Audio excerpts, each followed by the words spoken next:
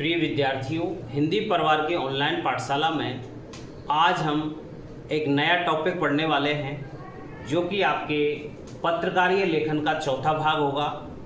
जो कि विद्यार्थियों हम प्रत्येक जो आपका प्रकरण दिया हुआ है अभिव्यक्ति और माध्यम पुस्तक से, तो उसमें से हम छोटे छोटे शॉर्ट वीडियोस लेकर के आपके सामने आ रहे हैं ताकि प्रत्येक चीज़ आपको सुलभ लगे, सरल लगे, अच्छी तरह से आपको हृदयंगम हो जाए। इसी क्रम में आज हम विशेष रिपोर्ट को लेकर के आए हैं, अर्थात स्पेशल रिपोर्ट। ये रिपोर्ट क्या होती है? पिछले प्रश्न पत्र में बोर्ड के में ये इस प्रकार से खोजी रिपोर्ट के बारे में एक प्रश्न आया था, बहुविकल्पी प्रश्न। कुछ बच्चों ने इसे गलत किया था। आप गलती किसी प्रकार से नहीं करें, अच्छे से अच्छा आप समझने का प्रयास करें। तो आइए विद्यार्थियों देखते हैं विशेष रिपोर्ट क्या है और इसकी विशेषताएं क्या है, कितने प्रकार की विशेष रिपोर्ट हुआ करती है, विशेष रिपोर्ट की जो शैली है वो कौन सी होती है और विशेष रिपोर्ट की जो भाषा है वो किस प्रकार से प्रयुक्ति पाती है। तो यहाँ इन तथ्यों को लेकर के हम आपके सामने हैं। तो देखिए विद्यार्थियों, जैसा कि हम देख पा रहे हैं विशेष रिपोर्ट यानी कि स्पेशल रिपोर्ट, इसमें तीन चीज़ें आपको समझना महत्वपूर्ण है, याद रखना महत्वपूर्ण है। एक है इसमें गहरी छानबीन, दूसरा है विश्लेषण और तीसरा है व्याख्या। गहरी छानबीन, विश्लेषण और व्याख्या, इन चीज़ों को हम, इन शब्दों को हम यदि याद रख पाएंगे तो विशेष रिपोर्ट की जो व्याख्या है या विशेष रिपोर्ट की जो परिभाषा है वो आपको सरल रूप में याद हो जाएगी। तो विशेष रिपोर्ट की परिभाषा यदि हमें बतानी पड़े तो हम बता सकते हैं कि जो रिपोर्ट गहरी छानबीन, विश्लेषण और व्याख्या के आधार पर प्रस्तुत की जाती है उसे विशेष रिपोर्ट कहते हैं। जो रिपोर्ट गहरी छानबीन, विश्लेषण और व्याख्या को के आधार पर लिखी गई हो उसे विशेष रिपोर्ट कहते हैं। यहाँ आपने देखा विद्यार्थियों की एक विशेष जिसके सामने लगा हुआ है ये स्पेशल है। उन सामान्य समाचारों से अलग ये चीज़ है, यानी कि जो प्रिंट मीडिया है अर्थात तो समाचार पत्र है, पत्रिकाएं हैं, उनमें जो सामान्य समाचार होते हैं उनमें जो प्रकाशित सामान्य समाचार है उनसे अलग ये रिपोर्ट होती है, इसलिए इसका नाम विशेष रिपोर्ट है। ये कोई सामान्य रिपोर्ट नहीं है। यहाँ विद्यार्थियों कुछ विशेषताएं हैं, तीन विशेषताएं आपको याद रखनी है विशेष रिपोर्ट की, क्योंकि छोटा प्रश्न जो अति लघुत्तरात्मक प्रश्न होता है वो भी आ सकता है कि विशेष रिपोर्ट की कोई दो विशेषताएं लिखिए। तो यहाँ विद्यार्थियों इन विशेषताओं के माध्यम से आप समझ पाओगे कि विशेष रिपोर्ट किस प्रकार से लिखी जाती है, कौन कौन से इसमें ढांचे को तैयार करने में सहायक तत्व होते हैं, कौन कौन सी चीज़ें होती हैं जो विशेष रिपोर्ट को एक अच्छा आकार प्रदान करने में मदद करती हैं। तो यहाँ विद्यार्थियों सबसे पहले हम देखते हैं कि विशेष रिपोर्ट के लिए कोई भी घटना है या समस्या है या मुद्दा है उसकी गहरी छानबीन की जाती है। कोई भी सूचना है या कोई भी समस्या है या मुद्दा है कोई या कोई घटना है तो सबसे पहले उस समस्या की क्या की जाती है, गहरी छानबीन की जाती है। दूसरी चीज है, यदि अब आपने छानबीन तो कर ली तो छानबीन के बाद में रिपोर्ट से संबंधित जो महत्वपूर्ण तथ्य है उनको इकट्ठा किया जाता है, यानी कि आंकड़े जो हैं, जो आंकड़े आपने गहरी छानबीन के बाद में प्राप्त किए हैं उन आंकड़ों को इकट्ठा किया जाता है। ये आपकी इस विशेष रिपोर्ट की दूसरी विशेषता हुई। और तीसरे जो विशेषता है वो ये लेकर के चलती है कि उन तथ्यों को जो प्राप्त किए हैं उन तथ्यों के विश्लेषण के जरिए उसके प्रभाव और उसके कारणों को स्पष्ट किया जाता है। तो यहाँ विशेष रिपोर्ट की तीन विशेषताएं हमने देखी। पहली विशेषता है किसी भी घटना या समस्या की गहरी छानबीन करना, दूसरा है उससे संबंधित जो आंकड़े हैं उनको इकट्ठा करना, और तीसरी है उन आंकड़ों के आधार पर जो प्रभाव है वो जो कारण है उनको स्पष्ट कर पाना। तो यहाँ विद्यार्थियों हमने जाना विशेष रिपोर्ट क्या है, जो गहरी छानबीन, विश्लेषण और व्याख्या के आधार पर लिखी जाती है।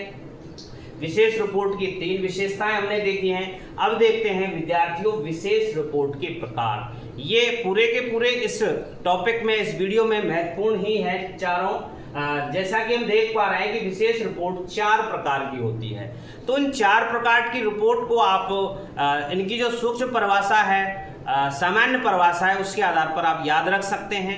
जैसा कि नाम से स्पष्ट है, खोजी रिपोर्ट, पहली रिपोर्ट है खोजी रिपोर्ट, यानी कि जिसमें खोज करने की आवश्यकता है, यानी कि तथ्य सार्वजनिक रूप से पहले से उपलब्ध उसमें नहीं है। तो खोजी रिपोर्ट में इसको कहते हैं इन्वेस्टिगेटिव रिपोर्ट, तो खोज करना। तो इसमें जो शोध होते हैं वो कैसे होते हैं, जो भी रिपोर्टर है जो इस लेख को लिखेगा, खोजी रिपोर्ट को तैयार करेगा, वो रिपोर्टर क्या करता है, इसमें मौलिक शोध और छानबीन करता है। मौलिक शोध और छानबीन के जरिए ऐसी तथ्य और सूचनाओं को सामने लाता है जो पहले सार्वजनिक तौर पर उपलब्ध नहीं थी। सार्वजनिक तौर पर पहले से उपलब्ध नहीं ऐसी घटनाएं, ऐसी सूचनाएं किसके अंतर्गत आती हैं, खोजी रिपोर्ट के अंतर्गत आती हैं। भाई पहले से सार्वजनिक तौर पर सबको पता नहीं था ऐसी चीजों को जो सामने आने वाली हैं, तो पहले से सार्वजनिक तौर पर उपलब्ध नहीं ऐसी जो घटनाएं हैं, ऐसी जो समस्याएं हैं, उनको सामने लाना वो खोजी रिपोर्ट के अंतर्गत आता है। एक प्रश्न आया था पिछले प्रश्न पत्र में, बोर्ड के में, कि भ्रष्टाचार, अनियमितता और गड़बड़ी की खोज करने वाली जो रिपोर्ट है वो कौन सी विशेष रिपोर्ट के रूप में वो जानी जाती है, तो उत्तर था विद्यार्थियों आपका खोजी रिपोर्ट। आगे देखते हैं, इसमें खोजी रिपोर्ट का इस्तेमाल आमतौर पर छानबीन के लिए, छानबीन के द्वारा भ्रष्टाचार, अनियमितता और गड़बड़ियों को उजागर करने के लिए किया जाता है। तीन चीजें हैं जो पिछले प्रश्न पत्र में आई थी कि इसका इस्तेमाल कहाँ किया जाता है, तो खोजी रिपोर्ट का इस्तेमाल जो है वो भ्रष्टाचार, अनियमितता और गड़बड़ियों को उजागर करने के लिए किया जाता है। विद्यार्थियों ये थी खोजी रिपोर्ट। दूसरा है इसमें in depth report. In depth report का अर्थ होता है विद्यार्थियों, यहाँ इन दोनों में यदि आपको अंतर भी पूछा जाए कि खोजी रिपोर्ट और इन डेप्थ रिपोर्ट में अंतर क्या है, तो दोनों के जो सामान्य परिभाषा है उसके आधार पर ही आप क्या कर पाएंगे, इन दोनों में अंतर स्पष्ट कर पाएंगे। जहां हमने देखा था खोजी रिपोर्ट में कि जो सूचनाएं सार्वजनिक तौर पर पहले से उपलब्ध नहीं है उनकी खोज करना, लेकिन यहाँ इसका उल्टा है कि इन डेप्थ में सार्वजनिक तौर पर पहले से उपलब्ध सूचनाओं की छानबीन की जाती है कि जो रिपोर्ट पहले से उपलब्ध है सार्वजनिक तौर पर वो कहाँ तक सही है, इस रूप को प्रस्तुत करना।